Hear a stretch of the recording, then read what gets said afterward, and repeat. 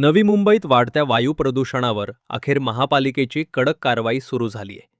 मुंबई उच्च न्यायालयाने स्वतःहून दाखल केलेल्या जनहित याचिकेतील आदेशानुसार नवी मुंबई महानगरपालिकेने नियम न पाळणाऱ्या बांधकामांवर थेट कारवाई करत 7 बांधकाम स्थळे सीलबंद केली आहेत.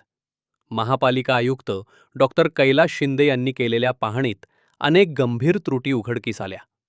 बांधकाम स्थळाभोवती आवश्यक संरक्षण आच्छादन नसणं, धूळ नियंत्रणासाठी पाणी फवारणी न करणं, पाण्याच्या धूर फवारणीची फॉगिंग सुविधा नसणं, तसेच कामगारांकडून सुरक्षा साधनांचा वापर न करणं.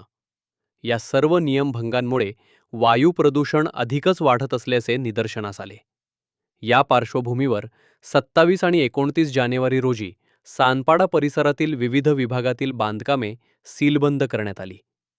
नागरिकांच्या आरोग्याचा प्रश्न गंभीर असल्याने भविष्यातही नियमांचे उल्लंघन करणाऱ्यांवर आणखी कठोर कारवाई केली जाईल, असा इशारा महापालिकेने दिला असून नवी मुंबईत वायू प्रदूषणावर नियंत्रण मिळवण्यासाठी अशा कारवाया पुढेही सातत्याने सुरू राहणार असल्याचे स्पष्ट करण्यात आले आहे. आपल्याला सर्वांना ज्ञात आहेत की दिवसेंदिवस हवेतील प्रदूषणाचं प्रमाण वाढत चाललं आहे, धोका वाढत चालला आहे. आणि हे रोखण्यासाठी महानगरपालिकेने 2024मध्ये माननीय न्यायालयाच्या निर्णयानंतर एक आपण मानक कार्यपद्धती SOP म्हणून आपण निश्चित केली. सर्व जे काही विकासक आहेत, आर्किटेक्ट आहेत, त्यांनाही त्याच्याबरोबरची कल्पना दिली होती आणि माननीय न्यायालयाने जे काही सूचना दिलेल्या होत्या त्याच्यानुसार प्रत्येक बांधकामाच्या ठिकाणी योग्य 30 फुटापर्यंतचे आपल्याला बाजूला बॅरिकेडिंग, मेटल शीट किंवा ग्रीन शीटचे लावणे, इमारत पूर्ण बांधकामाच्या वेळेस ग्रीन शीट लावणे, त्याला स्प्रिंकलर त्याच्यावर असावं म्हणजे तिथून जी धूळ आहे ती हवेमध्ये जाणार नाही.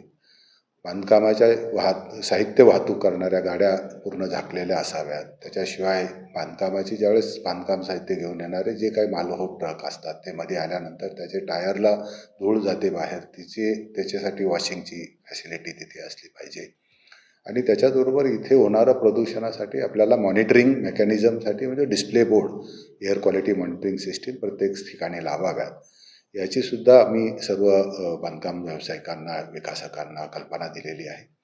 आणि त्याच्या पूर्णपणे अंमलबजावणी होते की नाही याची तपासणी केल्यानंतर ज्या ज्या ठिकाणी याची अंमलबजावणी होत नाही त्यांना पूर्ण अंमलबजावणी होईपर्यंत काम बंद करण्याच्या अशा 8-9 ठिकाणी सूचना दिलेल्या आहेत. आणि त्यांची अंमलबजावणी झाल्यानंतर ते पुन्हा तिथे काम करायला परवानगी आपण देण्यात येत आहे. महानगरपालिका स्तरावर जे काही एअर क्वालिटी मॉनिटरिंग सिस्टीम आहे त्यालासुद्धा आपण सध्या प्रत्येक ठिकाणी लावून ते महानगरपालिका स्तरावर एका इंटिग्रेट प्लॅटफॉर्मवर, डॅशबोर्डवर आणण्याची प्रक्रियासुद्धा आम्ही सुरू केलेली आहे.